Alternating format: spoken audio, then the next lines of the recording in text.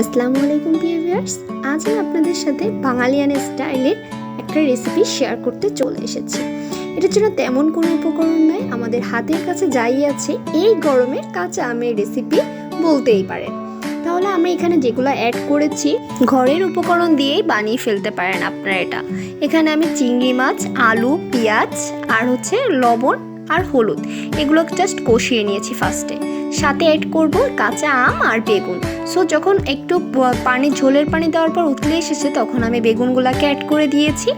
Next যখন প্রায় হওয়ার ঠিক আগ মুহূর্তে আমি কাঁচা আমটাকে অ্যাড করে দিয়েছি।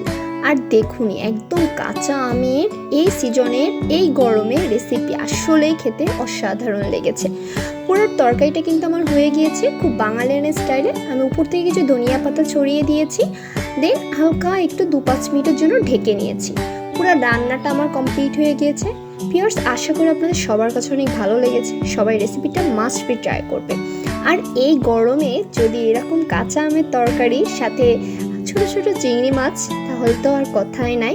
1 প্লেট ভাত অনায়াসে আপনি খেয়ে ফেলতে পারবেন। সো আপনারা ঘরে ঘরে রেসিপিটা শেয়ার করবেন, আমাকে কমেন্টে জানাবেন আপনাদের কাছে কেমন লেগেছে।